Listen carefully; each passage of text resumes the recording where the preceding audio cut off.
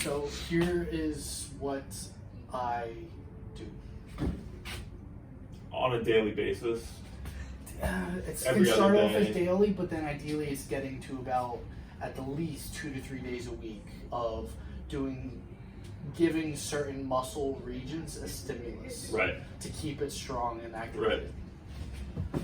So good mornings, just as the functional prerequisite for Right. the low back, butt, and hamstrings. 2 sets of 15 daily, leading up to about a 25 or 35 pound plate Right. dumbbell. For the abs, a combination of either curl ups, planks with a posterior pelvic tilt, Yep. or ab roll out with the wheel. Yeah, you can cross that one out. For me. You don't. It doesn't feel good. I probably never. When I've done it before, I had an anterior tilt, so it would totally Perfect. stress that lower back. So if I tried it again, I could probably do it, and I wouldn't go out as far Yes. either. Yeah. But I'd really focus on tucking Yes. that pelvis under. Yeah. So I mean, if you were deliberate about these two, but then eventually you have got to this a couple months down the road and started with a quarter rollout, Yeah. and then just really make sure that you're the posterior pelvic tilt the whole way. And squeezing those Yes. glutes. Yeah. Yes.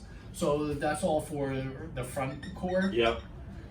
Side, I do combinations of just side plank, and then the Jane Fondas, where you're on your side. And then Leg lift, straight leg. Yes. Yeah, Which got is it. just really effective for the glute med. side glutes, glute med, Yep. and will just help your standing posture be better. Yep. When I don't do those, I notice my ankles pronate a lot more easily Yep. after about 3 days when I'm done.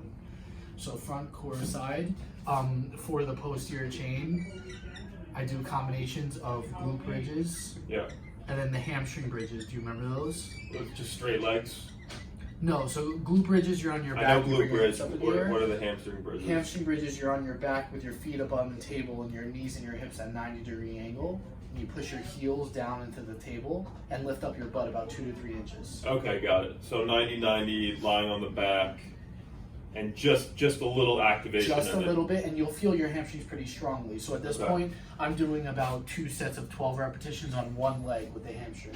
And I'll get pretty good activation. I'm about to start. So you just raise reps. one leg up and you're doing it unilaterally. Then. Yep, so the other, one leg's up in the air, the other leg's here, and you're just bringing it up. Got it. And so you're essentially doubling the load by doing it on one leg. Got it. But I would work up to 15 reps on 2 legs before going up to the Right. next one. And then to integrate the posterior chain with functional stuff, it's getting into step-ups, then lunges. And then Okay. I'll do front and reverse. And I've been incorporating some suitcase carries and farmer's carries. Are you familiar with both of these? So I'm just assuming suitcase is one arm, or you're going. Suitcase is one arm, farmer's is 2. Okay. Yep. Kettlebell or dumbbells, whatever. Either one. Either one. Okay.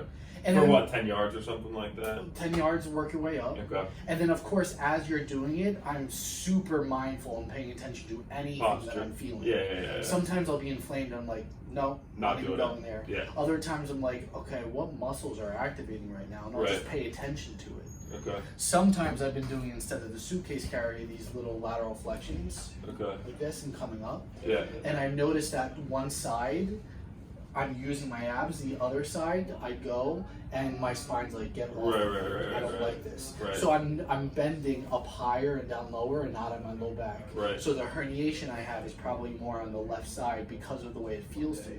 Got it. So if you really dial into this, you'll be able to get information. Yeah. So I say, okay, I'm just going to go a quarter the way, then contract my abs here and just do that. And that Okay. feels good for the soreness the next day and the day after. Okay.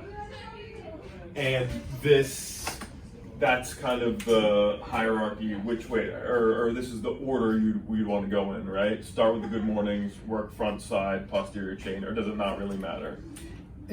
I switch it up. Okay.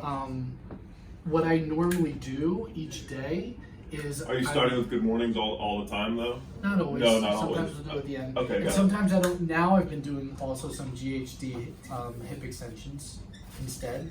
What's that? The GHD machine, where your legs are at a 45-degree angle, and then you're essentially doing a good morning. It's just at a different angle. Your feet are locked in. Locked in, got it. Not the one where you're at 90 degrees. Yeah. This angle. But then, so each day I do this, I'm picking one. I'm picking one of these.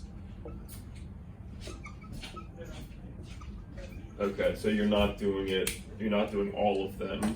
No. You're just picking one just to give some variation. Yeah. And then as time goes by, I'm sure that either I'm going to squeeze the juice out of these and maybe not get any more. Right. And I'll incorporate some other different movements or lifts, or maybe I'll play with reps. Right. But I'm finding that my low back and my legs are feeling better than they felt in a really long time. Okay, cool. Does this make sense to you? Yeah, that's a good simple protocol for me to Yes. adhere to and to go with. Yeah. That's what I was looking for. Awesome. Instead of all the confusing. Yeah. And then I have some stuff that I'll probably integrate into Yeah. there that I know work for Yeah. me and that I Yeah. like. Thank you.